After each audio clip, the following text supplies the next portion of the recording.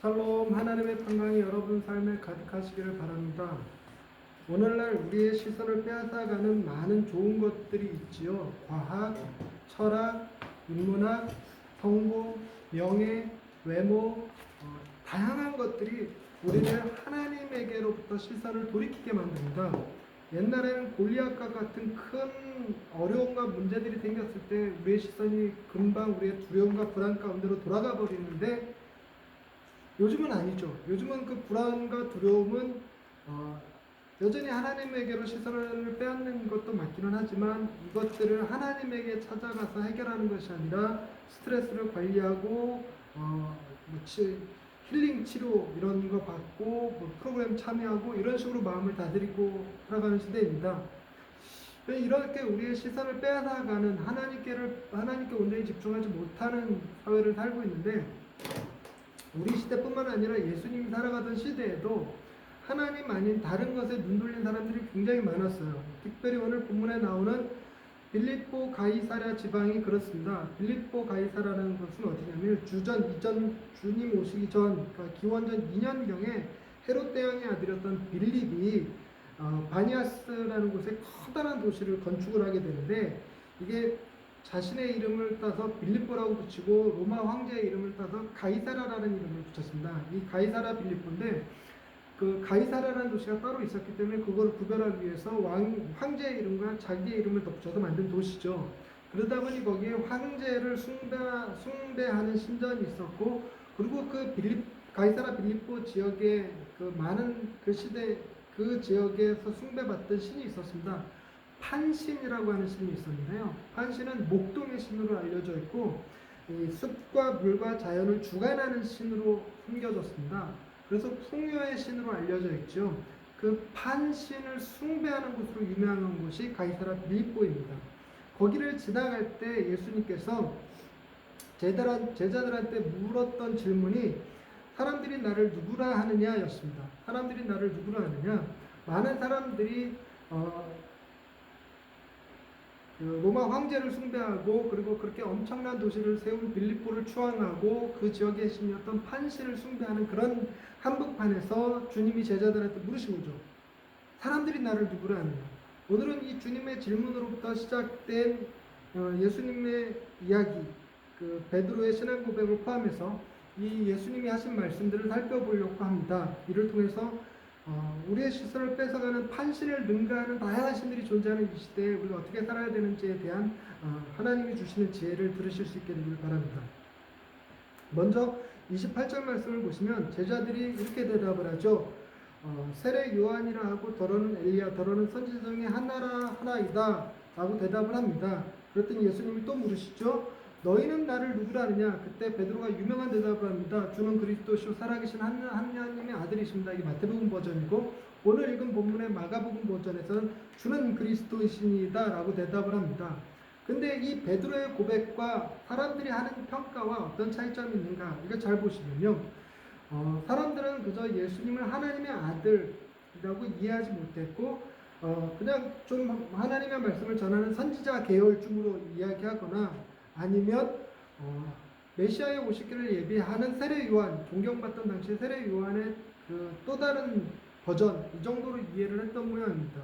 그러나 베드로가 주는 그리스도십니다 라고 대답을 했죠. 그리스도라는 말의 의미가 뭐냐면요, 그리스도는 메시아라는 건데, 메시아가 선지자, 제사장, 왕을 지칭하는 용어입니다. 그러니까 그때 당시에는 세계를 다 겸해서 할 수 있는 사람이 없었어요. 왕은 왕대로 있었고, 선지자는 선지자대로, 제사장은 제사장대로 따로 있었습니다. 따로 있어서 이 세 그룹이 대개 통치권을 좌지우지하고 있었죠. 왕이 다스리지만 왕은 제사장한테 그 제사를 의뢰해야 했고, 선지자한테 하나님의 뜻을 물어야 됐고, 이렇습니다. 그래서 선지자가 실세일 수도 있고 제사장이 실세일 수도 있고, 뭐 이런 시대적으로 약간의 차이점들이 있었지만, 어찌됐건 이 선지자 그룹, 제사장 그룹, 그리고 왕들이 그 지역의 그 나라를 통치하는 통치권자들이었습니다. 근데 이 그리스도라는 의미 자체가 이 세 가지 권한을 다 가진 자라는 의미를 갖죠. 그런데 이 말의 의미를 가만히 살펴보시면요, 여러분, 엘리야도 있고 선지자들도 있고 세례 요한도 있지만 예수님은 그리스도이십니다. 근데 이 말의 의미를 자세히 보시면 엘리야나 선지자 중에 하나 혹은 세례 요한이라 보면 그들은 구원을 베푸는 자가 아니라 구원을 얻을 수 있는 길을 가르쳐 주는 자들입니다. 구약의 선지자들이고 세례 요한도 바로 그 선지자죠. 그러니까 하나님이 우리를 구원하시기 위해서 율법을 주셨고 또 시대마다 이렇게 해야 된다 저렇게 해야 된다라는 것도 주시고 그리고 너희를 위하여 구원할 자 메시아를 보내겠다 뭐 언약의 말씀도 주고 하시는데 그런 걸 전하는 자 하나님의 말씀을 전하는 자라고 생각을 했는데 여러분 그런 사람들이 아니라 예수님이 그리스도로 오셨다라는 사실은 굉장히 중요한 의미를 내포하고 있습니다. 그게 뭐냐면 만약에 우리가 우리의 행위로 선한 삶으로서 혹은 율법을 잘 지키고 종교적이 되고 제사 열심히 드리고 이렇게 해서 구원 얻을 것 같았으면 여러분 그리스도가 오실 필요가 없죠. 그리스도는 구원자라는 뜻이거든요. 그리스도가 오실 필요가 없이 뭔가 부족하다 그러시면 제2의 엘리야 혹은 더 나은 세례 요한 이렇게 하고 선지자들을 계속 보내는 방식으로 우리를 구원의 길로 이끄셨을 것입니다. 그러나 하나님은 그렇게 많은 선지자들을 구약에 보냈으나 그것이 이스라엘 백성들 그리고 우리들을 구원할 수는 없었어요. 왜냐하면 인간이란 하나님이 우리에게 주시는 다양한 말씀들을 온전히 삶에 순종하고 살아가는 것이 거의 불가능한 존재이기 때문에 그렇습니다. 그래서 예수님께서 친히 우리의 구원자가 되시러 오셨고 그것이 바로 그리스도라는 말의 의미입니다. 베드로가 이렇게 고백한 거예요. 당신은 왕이시며 선지자이시며 제사장이십니다. 우리의 진정한 구원자이십니다. 라고 대답한 거죠. 그러니까 여러분 이게 우리는 우리의 힘으로 도저히 구원을 얻을 수 없을 만큼 큰 죄인이라는 의미를 담고 있는 것과 동시에 하나님은 그런 우리를 포기하지 않으시고 구원자 예수 그리스도를 보내주심으로 우리를 구원하실 만큼 우리를 사랑하셨다라는 사실을 의미합니다. 그래서 여러분 우리는 그 인식을 가질 필요가 있어요. 우리는 하나님의 사랑을 받는 죄인이라는 사실입니다. 그래서 우리는 결코 우리의 행위로 구원 얻을 수가 없고 오직 우리에게는 구원자 예수가 필요한 것이지 구원의 길에 안내자가 필요한 것이 아니었습니다. 그래서 예수님이 오신 거예요. 근데 문제는 예수님께서 우리를 구원하는 방식이 조금 다르다는 겁니다. 우리의 생각과 다르다는 거예요. 30절, 31절 보세요. 이에 자기의 일을 아무에게도 말하지 말라 경고하셨어요. 그러니까 베드로에게 내가 그리스도인 걸 사람들한테 얘기하지 마. 사람들이 여전히 내가 엘리야나 또 다른 선지자나 세례 요한으로 그냥 알고 있게 내버려둬. 그리고 너희들은 분명히 알아야 돼. 나는 어떤 일을 할 거냐면 31절 말씀 많은 고난을 받고 그리고 장로들과 대제사장들과 서기관들에게 버림받아 죽임을 당하고 사흘 만에 살아나야 할 것이다 라고 비로소 그들에게 가르치셨다라고 써 있습니다. 여러분 비로소 가르쳤다는 얘기는 그전에는 가르쳤다는 얘기입니까? 가르치지 않았다는 것입니까? 가르치지 않았어요. 그러니까 예수님께서 제자들에게 비로소 자신의 사역에 대해서 고난받고 죽고 부활하시는 것에 대해서 가르쳤다는 걸로 인해서 그 사역의 대전환점이 바로 여기다라고 얘기하는 사람들이 많거든요. 신학자들이. 이때부터 예수님의 사역은 죽음의 길로 십자가의 길로 향하고 있다 이렇게 표현을 합니다. 근데 그 출발선을 어디로 잡으냐면 가이사랴 빌립보에서 시작하셨다는 것이 주는 상징적 의미가 있어요. 바로 구원이 필요한 곳, 하나님 아닌 다른 것에 시선을 빼앗겨서 여러 가지 하나님 아닌 다른 것에 만족하려고 하고 우상신에게 엎드려 절하고 이렇게 살아가는 사람들에게 주님이 택하시는 방식이 바로 이와 같은 거였다는 겁니다. 그들을 찾아오셔서 책망하시고 그들에게 벌을 주시고 심판하시고 하는 방식이 아니라 본인이 왕이시면서 제사장이면서 선지자이시면서 동시에 그 모든 통치권을 가지신 가장 능력이 많으시고 지혜가 출중하신 예수 그리스도께서 고난받고 죽으시고 부활하실 것에 대해서 이야기를 하셨다는 것입니다. 여러분 선지자이자 대제사장이시며 온 우주의 왕이 되시는 이 그리스도가 고난을 해결할 수 있는 방법 중에 없었을까요? 사람들이 배가 고플 때 오병이의 기적을 행하시고 병들었을 때 고치시고 죽었을 때 살려내시고 풍랑을 잠잠케 하시는 바로 그 예수님이 자신에게 당한 고난쯤 가볍게 물리치실 수 있는 분 아니었을까요? 그런데 왜 그분이 고난을 받습니까? 베드로가 분명히 주는 그리스도라고 대답을 했는데 그것이 맞다라고 하셨는데 왜 그분은 고난을 당하시죠? 그리고 그분은 대제사장, 장로들과 대제사장들과 서기관들보다 더 높은 권세와 능력을 지니신 분이세요. 그냥 그들을 압도하는 능력을 가지신 분이시죠. 압도하는 권세를 가지신 분이시죠. 그런데 왜 그 압도하는 권세와 능력을 가진 분이 한낱 장로들과 대제사장들과 서기관들에 의해서 죽임을 당해야 되는 겁니다. 그리고 난 다음에 부활하셨습니다. 그리고 그런 일들을 제자들에게 가르쳤죠. 그런데 여러분 잘 보셔야 될 게 베드로의 신앙 고백, 주는 그리스도시요 하나님의 아들이십니다라고 하는 그 고백 다음에 주어진 이 메시지에는요, 주님은 능히 고난도 물리치고 적대하는 자들보다 더 큰 권세와 능력을 가지셨음에도 불구하고 주님은 마치 고난 앞에 무기력한 우리들처럼 이 세상의 권력을 가진 자들 앞에 늘 언제나 지배당하고 살아갈 수밖에 없고 눌린 채 살아갈 수밖에 없는 우리들의 모습으로 서 계셨습니다. 이것이 의미하는 바가 뭐냐면 주님은 그 모든 권세와 능력을 가지셨음에도 불구하고 그 권세와 능력을 우리들을 심판하시는 데 쓰시는 것이 아니라 겸손히 다 내려놓으시고 우리들이 받았어야 될 고난과 죽음 앞에 스스로를 내어놓으셨어요. 정말 우리와 동일하게 연약한 자의 모습으로 말이죠. 심지어는 주님이 우리와 같이 죄인인 것처럼 그들에게 고난 앞에 놓여지고 죽음 앞에 놓여지셨죠. 그러나 그런 주님을 하나님이 살리셨습니다. 그리고 부활의 첫 열매가 되게 하셔서 우리 역시 부활에 대한 소망을 갖게 하셨죠. 이것은 바로 하나님이 우리를 구원하시는 방식이 우리가 생각하듯 그렇게 천둥번개 동원해서 세상을 다 뒤집어 엎어서 쓰나미 일으키고 지진 일으키고 화산 폭발 일으키고 이런 방식으로 하시는 것이 아니라 지극히 연약함으로, 지극히 약함으로, 누구나 다 겪는 고난으로, 그리고 무기력하게 붙들려 죽는 방식으로 그렇게 우리를 구원하셨다는 것입니다. 하나님의 방법은 우리의 생각과 좀 다르다는 거죠. 그래서 신학자들은 주님이 하신 이 구원 사역을 약함으로 강함을 이기는 방식이었다는 거예요. 여러분, 강함으로 강한 자를 대적하는 것은 우리에게 아무 의미 없습니다. 왜냐하면 우리는 강한 자가 아니기 때문에 그래요.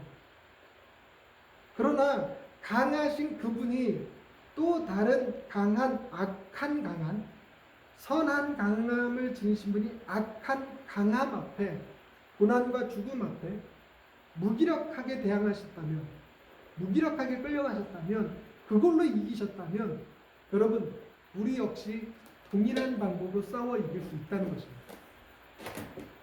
약한 자들에게 희망이 되는 거죠. 우리가 힘을 길러서가 아니라 권세를 휘어잡음으로가 아니라 그 모든 것을 내려놓고도 그거 없이도 승리할 수 있고 이길 수 있는 길을 주님이 보여주셨죠. 그래서 여러분, 우리가 없다고, 어리석다고, 약하다고 주눅들 필요 없어요. 우리에게 약함이 하나님의 강함이 되고 우리의 어리석음이 하나님의 지혜가 되기만 하면 모든 것은 해결됩니다. 주님이 바로 그걸 보이셨어요. 그 결과가 바로 죽음을 이기시고 부활하신 거죠. 다시는 고난을 당하지 않는 분이 되셨죠. 그런데 이 일을 이해하지 못했던 베드로가 32절 말씀에 보니까 예수님을 붙들고 항변했대요. 이 항변하다라는 말이 꾸짖었다는 말이에요. 뭐 야단쳤다라는 얘기거든요. 그때 33절에서 예수님이 이렇게 말씀하십니다. 사탄아, 내 뒤로 물러가라. 네가 하나님의 일을 생각하지 아니하고 도리어 사람의 일을 생각하는도다. 여러분, 이 하나님의 일과 사람의 일을 가만히 구별해서 생각해 보면 다양하게 해석할 수 있습니다.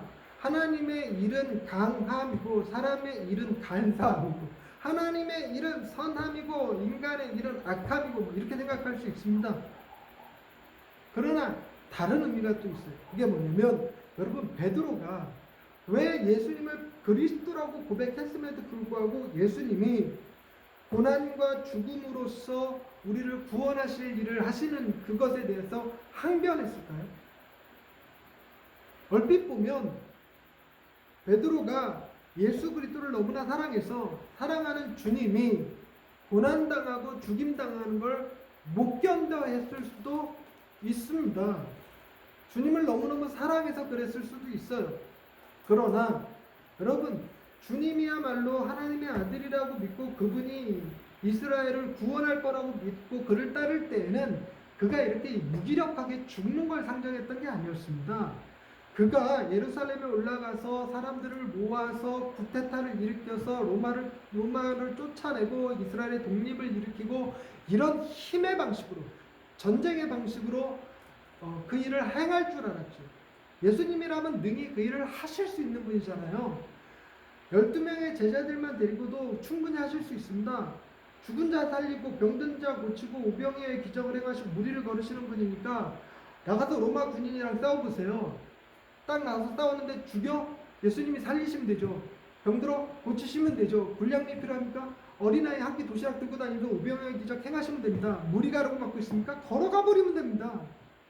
무적 아닙니까? 무적?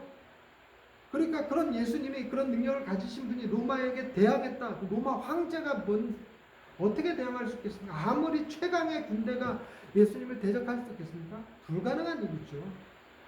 예수님이야말로 무적이 되실 텐데 그렇게 해서 예수님이 나라를 회복하기만 하면 제자들은 예수님의 좌편에 우편에 서게 되기를 기대하고 있었습니다. 베드로도 똑같은 거 아니었을까요? 베드로도요, 그 욕심 강했겠죠. 예수님의 수제자로 불렸으니까. 예수님이 나라를 회복하시기만 하면 그 예수님의 권세를 등에 업고서 나라의 통치자가 되고 싶었을 거예요. 그런데 그런 기대에 찬물 확 꼈는 게 뭐죠? 나 죽을 거야. 이렇게 되는 거예요. 그러니까 여러분, 사람의 일과 하나님의 일의 차이점은 놀랍게도 자기 중심성과 타자 지향성으로 구별합니다. 말이 조금 어렵죠? 내 중심으로 생각하느냐, 아니면 하나님의 뜻을 중요시하게 여기느냐, 다른 사람의 뜻을 중요시하게 여기느냐. 예수님도 죽는 거 두렵습니다. 예수님도 하나님 앞에 버림받는 거 너무너무 괴로우세요. 얼마나 힘드셨든지 겟세마네 동산에서 기도하실 때 땀방울이 핏방울이 되도록 기도하시면서 할 수만 있거든 이 잔이 내게서 지나가게 하옵소서라고 기도하셨잖아요. 두렵죠. 그럼에도 불구하고 주님은 당신의 생명보다 더 중요한 거 하나님의 뜻이었습니다. 그러나 내 뜻대로 하지 마옵시고 아버지의 뜻대로 되기를 원하나이다 라고 기도하실 수 있는 분이 예수님이시죠. 그게 하나님의 일이었습니다. 하나님이요, 당신의 아들을 우리에게 내어주셔서 우리를 구원하는 일이 당신을 부정하는 일이잖아요. 그저 우리는 그냥 다 쓸어버리고 노아 홍수처럼 싹 쓸어버리고 다시 창조하실 수도 있잖아요. 근데 그렇게 하지 않으시고 우리를 얼마나 사랑하셨는지, 우리를 얼마나 소중히 여기셨는지 우리를 위하여 죽음의 길을 가게 했잖아요. 베드로는 그 하나님의 뜻과 상관없이 자기의 욕심, 주님이 죽어버리면 난 어떡하라고요? 주님을 믿고 따랐는데 이제 와서 어쩌라고요? 하는 자기 중심성이 있었어요. 그래서 여러분, 사람의 일은 자기 중심성이고 하나님의 일은 우리를 향하신 그분의 사랑이었습니다. 여러분, 우리가 교회를 다니는 것도요, 이 자기 중심성을 못 벗어버리는 사람들 정말 많거든요. 교회 다니면서 천국 가고 싶은 욕심이거나 지옥 가기 싫은 두려움이죠. 결국은 자기 연민에서부터 신앙생활 하는 거예요. 교회 와서 열심히 헌금합니다. 예배합니다. 왜요? 복 받으려고. 하나님을 사랑해서 하나님을 높이기 위해서 하나님을 영화롭게 하기 위해서 예배하는 것이 아니라 그걸 통해서 내가 무엇인가 유익을 얻기 위해서 그렇게 한다는 거죠. 놀부가 제비다리 부르뜨려서 박원을 욕구했던 건 똑같은 욕심이에요. 먼저 그의 나라와 그의 의를 구하라. 그리하면 모든 것을 너희에게 더하시리라 약속하시니까 그 더하시리라는 약속을 받기 위해서 마음에도 없는 하나님의 나라와 그의 의를 구하는 거짓된 행동들을 하고 있는 거죠. 그게 우리의 모습입니다. 그래서 우리는 늘 사람의 일을 하고 있어요. 이렇게 예배드린다 하면서도 늘 사람의 일이죠. 자기 중심성을 못 벗어버립니다. 그러나 주님은 온전히 하나님의 뜻이 중요했고 하나님의 뜻이 우리를 살리는 일이었습니다. 34절 말씀에 보면 무리와 제자들을 불러 이르시되 누구든지 나를 따라오려거든 자기를 부인하고 자기 십자가를 지고 나를 따를 것이니라 말씀하셨습니다. 여러분, 베드로가 예수님을 오래 따라다녔고 예수님의 수제자로 불릴만 하고, 그리고 예수님한테 주는 그리스도시요 살아계신 하나님의 아들입니다. 그러니까 예수님한테 칭찬도 받고 이러니까 자기가 뭐라도 된 것 마냥 이렇게 교만해져 갖고 예수님이 십자가를 질 것에 대해 말씀하시니까 보통 항변하잖아요. 그 되게 미련한 거예요. 주님은 뭐라고 하냐면 니들은 죽을 수밖에 없는 그저 죄인에 불과해 무엇을 내게 명하거나 말하거나 할 수 있는 존재가 아닌 거야. 그걸 말씀하시는 거예요.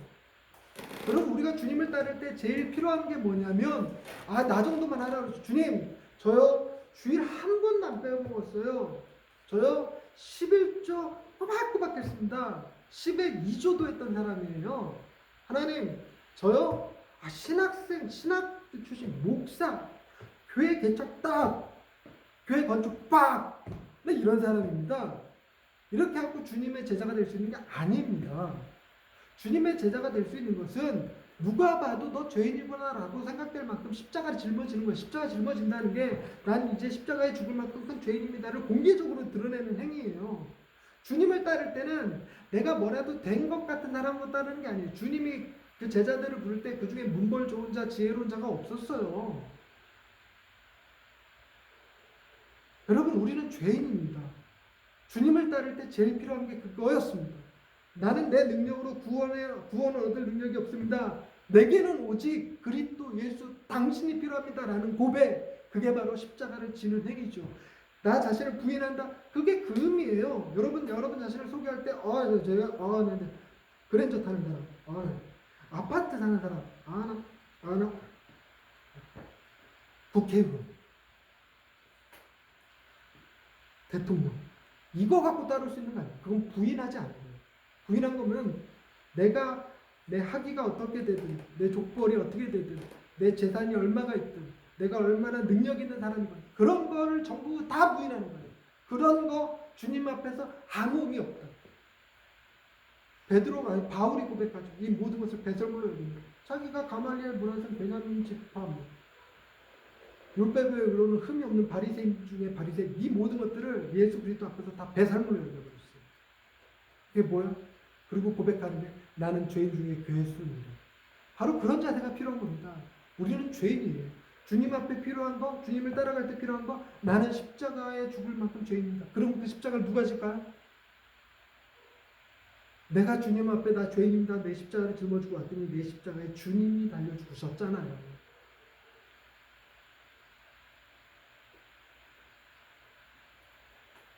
그 다음에 35절 말씀 보세요. 누구든지 자기 목숨을 구원하고자 하면 잃을 것이요 누구든지 나와 복음을 위하여 자기 목숨을 잃으면 구원하리라.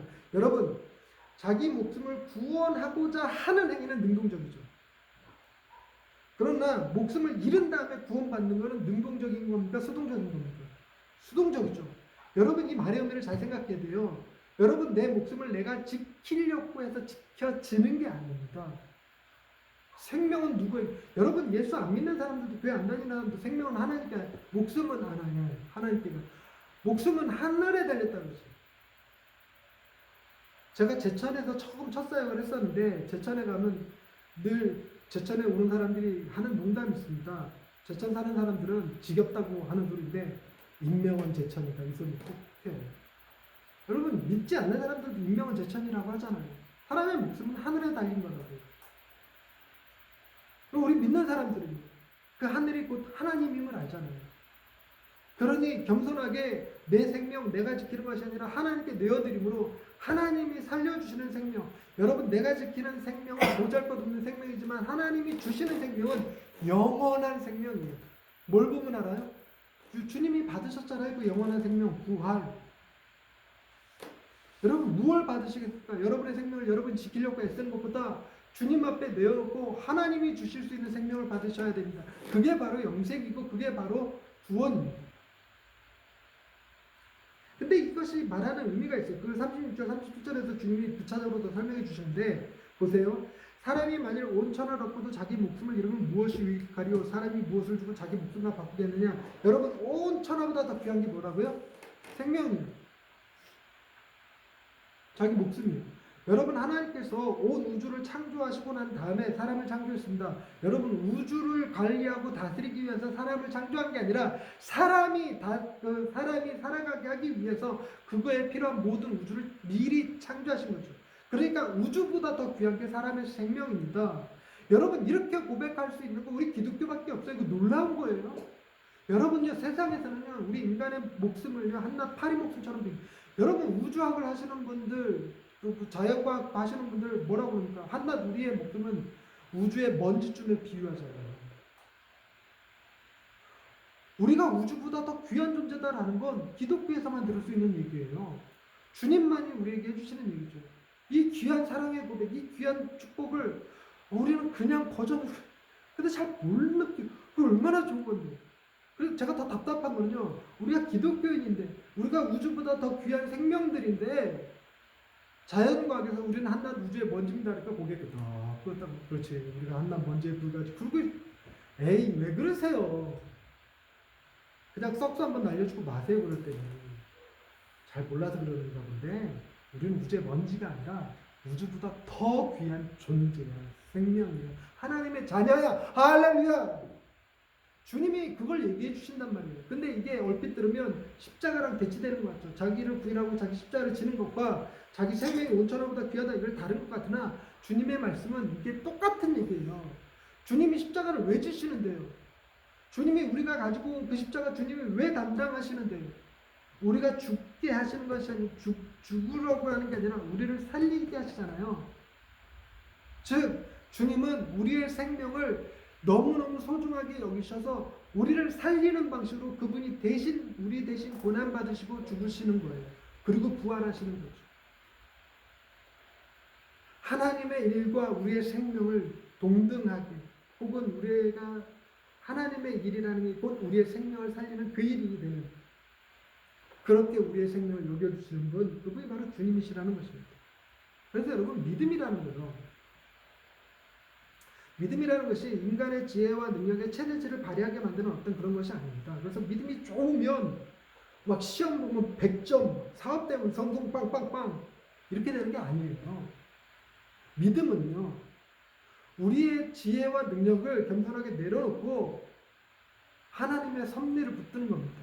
하나님의 지혜와 능력이 내 삶을 이끌어가고 계심을 믿는 거예요. 여러분, 저와 여러분들은 바로 그런 하나님의 지혜와 능력이 우리를 이끌고 계시는 자임을 믿으실 수 있길 바랍니다. 말씀을 정리하십시다. 여러분, 세례 요한이나 엘리야 또는 여러 선지자가 있다고 해서 구원을 얻을 수 있는 건 아닙니다. 그런 선지자들이 지금 이 시대에 더 필요한 것도 아닙니다.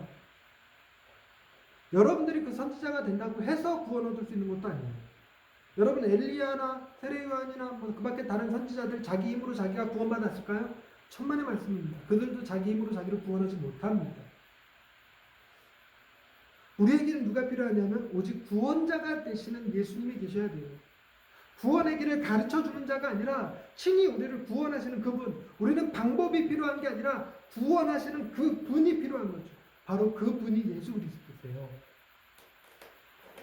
또한 그 주님은요, 모든 권세와 능력을 내려놓으시고 연약한 우리의 자리에서 친히 우리 대신 고난과 죽임을 당하시고 부활하신 분이세요.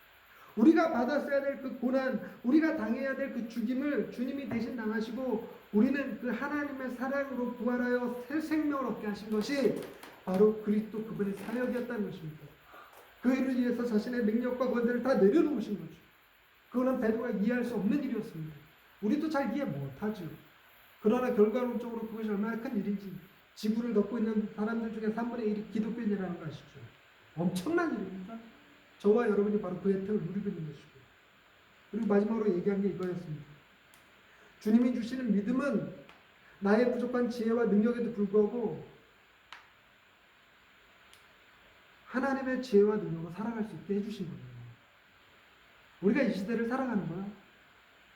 수많은 성공, 명예, 부귀, 재물, 이런 것들이 우리를 살리는 것 같은데 그것이 내 지혜와 능력이 될 것 같고 그게 내 존엄이 될 것 같고 그게 내 모든 것이 될 것 같은 그런 속삭이는 시대지만 결국 그런 것들은 우리를 지켜주지 못합니다.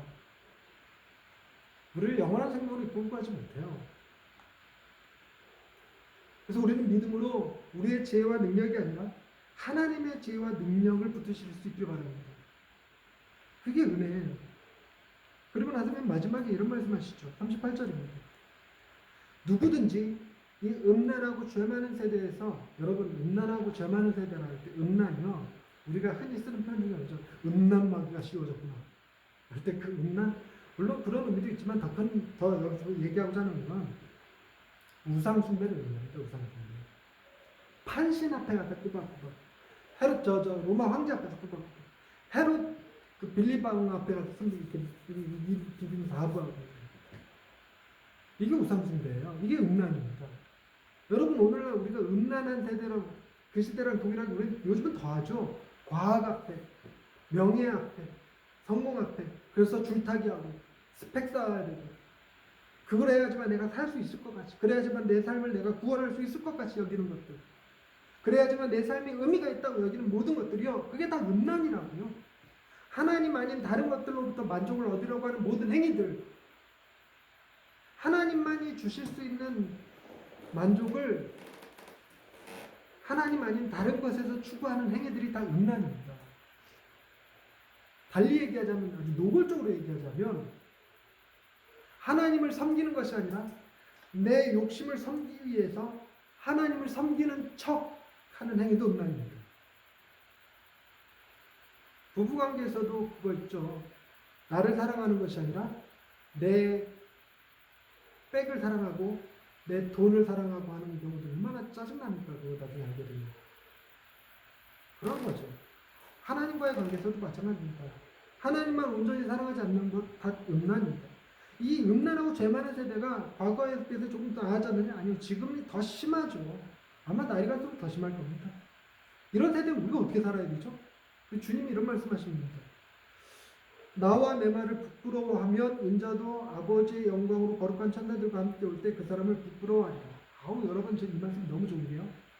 음란하고 죄 많은 세대에서 거룩하게 살아야 돼, 경건하게 살아야 돼, 절제해야 돼, 이러고 얘기하는 게 아니라는 겁니다. 우리가 이 음란하고 죄 많은 세대에 살아가는 방법은 예수 그리스도 그분과 그분의 하신 말씀들을 부끄러워하지 않는 것, 달리 얘기해서 그분을 기뻐하고 즐거워하고 자랑하는 것, 그것이 이 시대를 살아가는 지혜예요.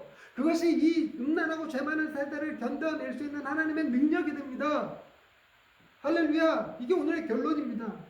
그래서 고린도후서 6장 9절 10절 말씀에 보면 이렇게 써 있습니다. 무명한 자 같으나 유명한 자요, 죽은 자 같으나 보라 우리가 살아있고, 징계를 받는 자 같으나 죽임을 당하지 아니하고, 근심하는 자 같으나 항상 기뻐하고, 가난한 자 같으나 많은 사람을 부유하게 하고, 아무것도 없는 자 같으나 모든 것을 가진 자로다. 왜요?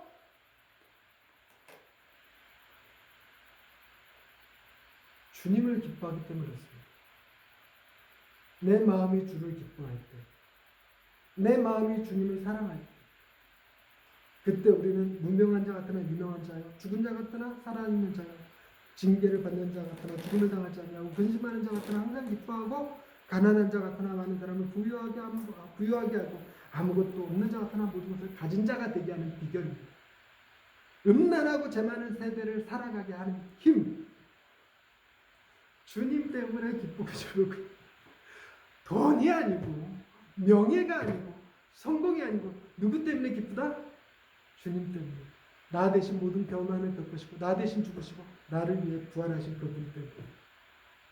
내게 구원의 방법을 제시하는 것이 아니라 나를 구원하시는 바로 그 주님 때문에 여러분의 삶이, 여러분의 미래가 보장되어 있음을 믿으시기 바랍니다.